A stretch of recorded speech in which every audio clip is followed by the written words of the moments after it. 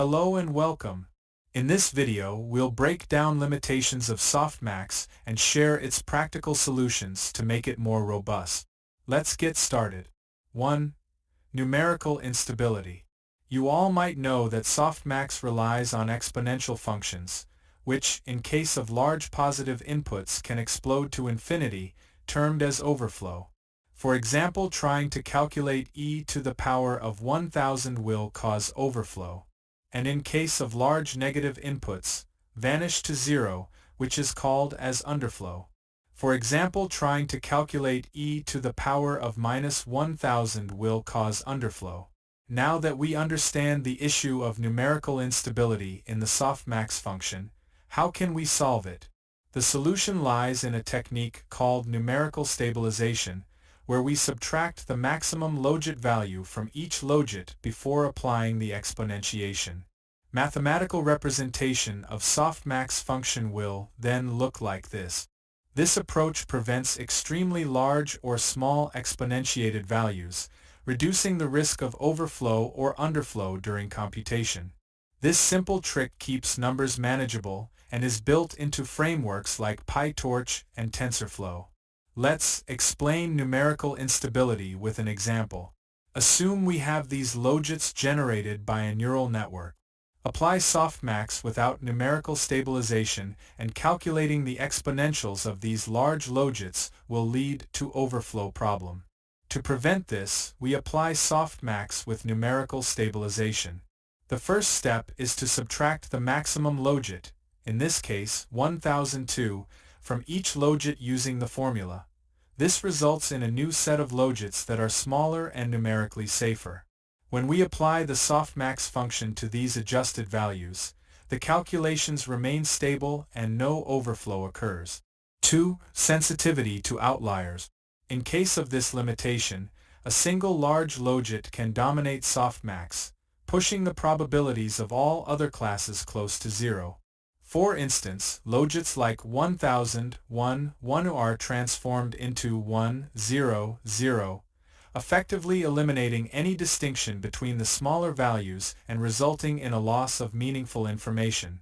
One effective solution to the sensitivity to outliers problem in softmax is temperature scaling, where we rescale logits by dividing them by a temperature value T. This helps control how sharp or soft the probabilities are. Higher T makes outputs more balanced, great for uncertainty-aware models. To understand how it works, consider a set of logits, values produced by a neural network before applying the softmax function, and the table given as. This comparative table shows how the regular softmax function can be overly sensitive to very large values in the input. For example, if we have one large logit like 1000 and others like 2, 1, minus 1, and 0.5, the softmax function gives almost all the probability to the large value, ignoring the rest. This makes the prediction look too confident and hides other possibilities. By using temperature scaling, we can fix this. When we increase the temperature, for example, T equals 100 or T equals 1000, the softmax output becomes more balanced. Instead of giving all the weight to one value, it spreads the probabilities across all classes, showing more uncertainty. At temperature equals 1000, probabilities become much more evenly distributed, almost 25% each.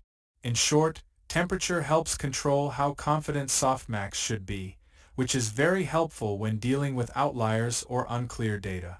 So, adjusting temperature can make your model's predictions more realistic and better at handling difficult situations. 3. Assumes mutual exclusivity. Softmax forces probabilities to sum to 1, implying only one class can be correct. But what if your task isn't exclusive? Say, tagging a photo with cat and dog. Take a look at this figure, which illustrates examples of both multi-class and multi-label classification. Softmax is suitable for multi-class classification, where the classes are mutually exclusive. Only one class can be correct at a time.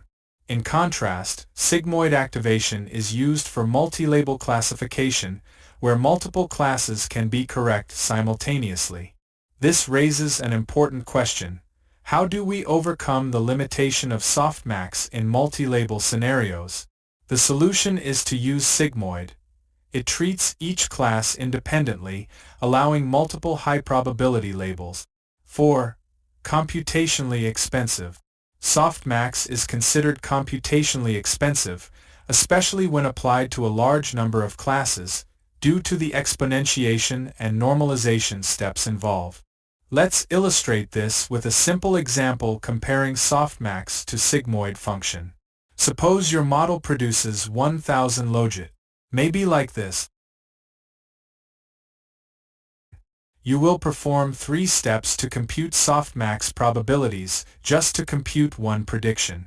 1. Exponentiate each value. 2. Sum all exponentiated values.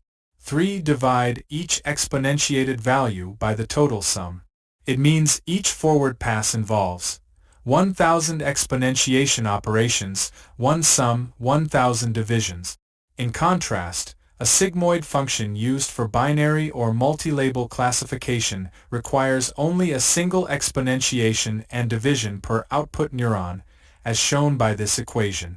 So, you can now estimate computational cost of softmax function, especially as the class count grows, such as in natural language processing with vocabularies of tens of thousands of words. Softmax becomes a computational bottleneck. This is why more efficient alternatives like hierarchical softmax or sampled softmax are often preferred in large-scale. 5. Poor calibration, overconfident predictions. To understand the problem of calibration, let's first try to understand calibration. Calibration means how well the predicted probabilities from a model reflect true likelihood. For example, if your model says 70% confidence it's class A, it should be right about 70% of the time. So, what is calibration problem actually?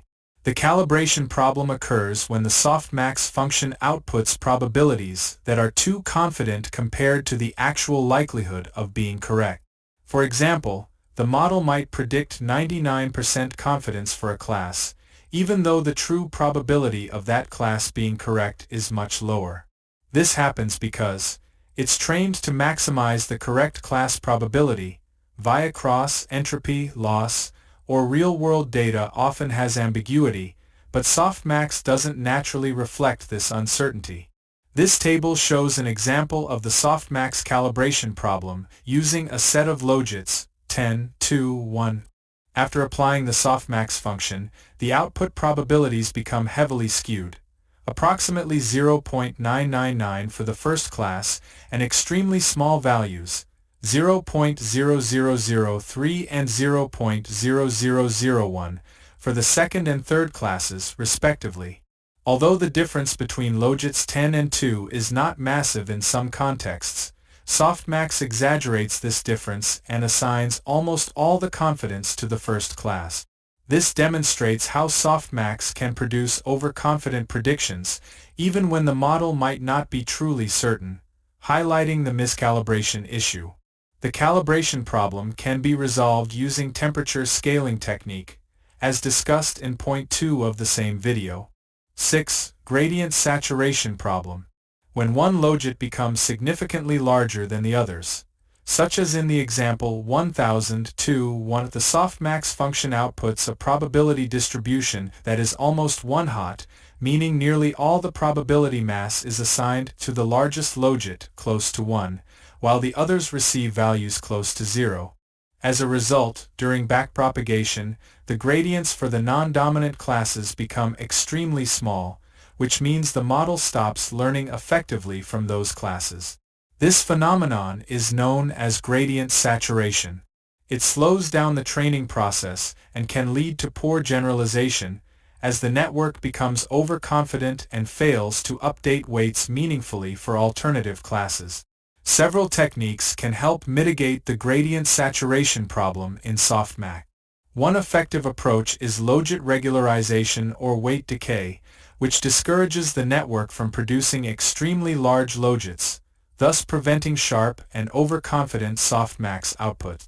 Another technique is label smoothing, which replaces hard, one-hot encoded labels, for example 1, 0, 0 with softer targets, for example 0.9, 0.05, 0.05. This adjustment ensures that all classes receive some gradient signal, keeping learning active across the entire output space. Additionally, temperature scaling can be used to soften the softmax distribution by dividing logits by a temperature parameter, reducing the impact of extreme values and helping maintain more stable gradients during training. That wraps up today's video. Please don't forget to subscribe our channel, like the video, share and comment it to stay updated with this series.